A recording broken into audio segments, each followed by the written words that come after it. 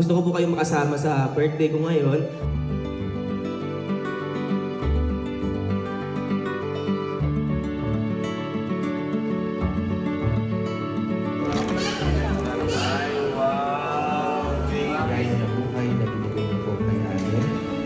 Ngayong araw po matutuloy na po yung plano namin na medyo naudot lang dahil nga po nagkasakit tong si Allen.